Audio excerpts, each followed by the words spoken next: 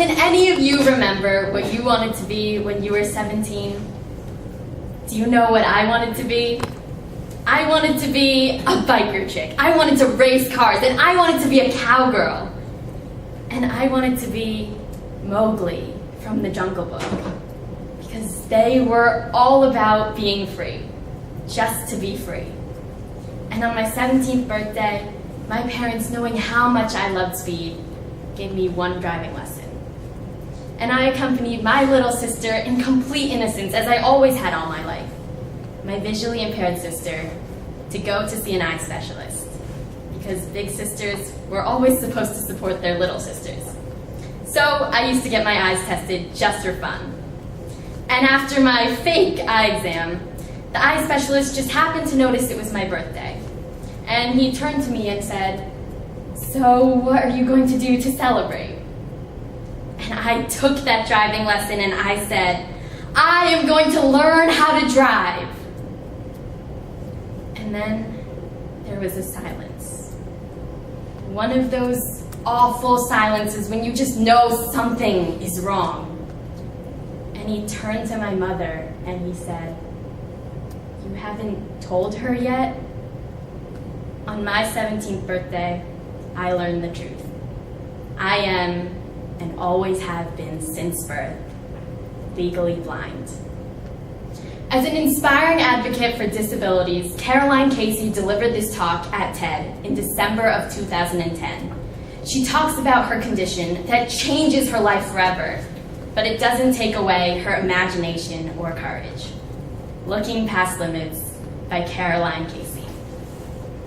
And you know, how on earth did I get to 17 and not know that?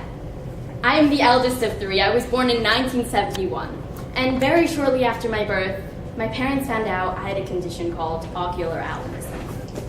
So let me just tell you the great part about all of this. See this hand? Beyond this hand is a world of Vaseline. Every man in this room is George Clooney. And every woman, you are so beautiful. And when I want to look beautiful, I just step 3 feet away from the mirror, so I don't have to see all these lines etched into my face from all the squinting I've done all my life. But the really strange part is that at just 3.5 years old, just before I was starting school, my parents made a bizarre, unusual, and incredibly brave decision. No special needs schools, no labels, and no limitations. Just my ability and my potential. And they decided to tell me that I could see.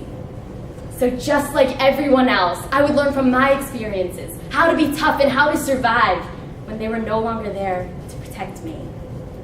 But more significantly, they gave me the ability to believe. Totally to believe that I could. And when I heard that eye specialist tell me all of those things, a big fat no, I was devastated. I walked out of his office. "I will drive, you're mad, I will drive, I know I can drive."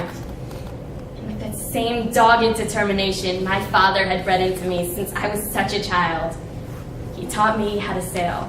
Knowing I could never see where I was going, I could never see the shore, I couldn't even see the sails, and I couldn't see the destination. But he told me to believe, and to feel that wind in my face, and that wind in my face made me believe that that doctor was mad, and that I would drive. And so for the next 11 years, I swore nobody would ever find out that I couldn't see. Because I didn't want to be weak, and I didn't want to be a failure. So I ran through life as only a Casey can do. And I became an archaeologist. But then I broke things. And then I managed a restaurant. But then I slipped on things.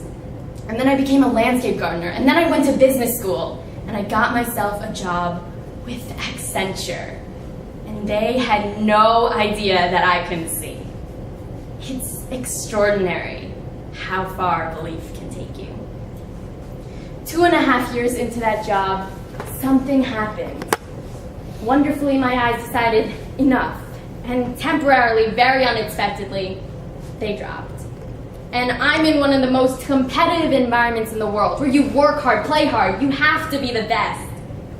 And I found myself in front of an HR manager saying, I'm sorry. I can't see, and I need help. And we all know how difficult it is to admit weakness and failure. Do you know how exhausting it can be to pretend to be someone you aren't, or pretend to be perfect when you're not? And so they sent me off to an eye specialist. And that eye specialist, he didn't bother testing my eyes. In fact, it was therapy.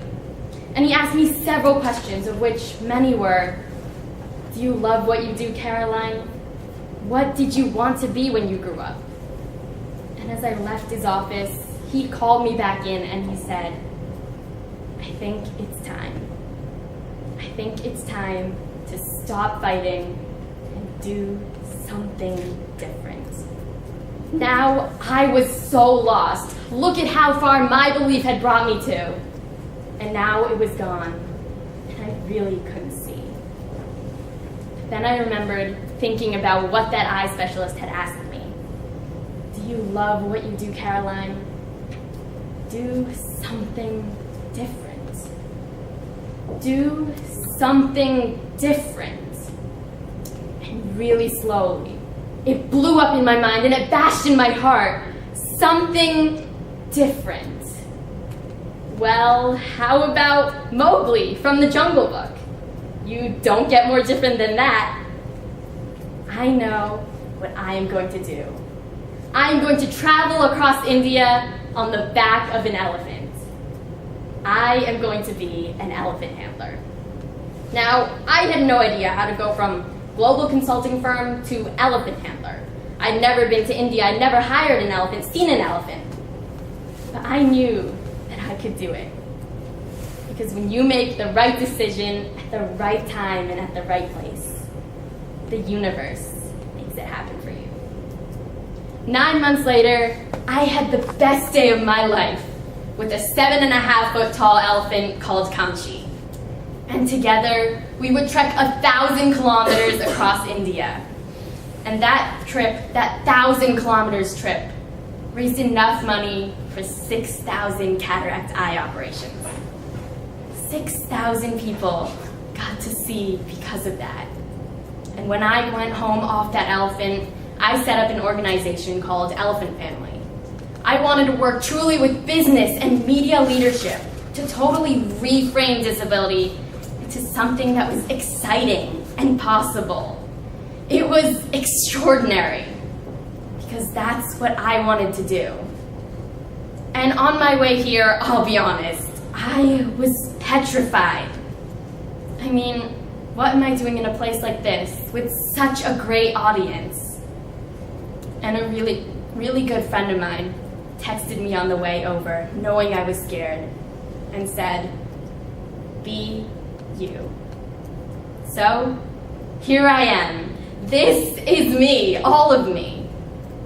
And I've learned from all of these years that cars, motorbikes, elephants, that's not freedom.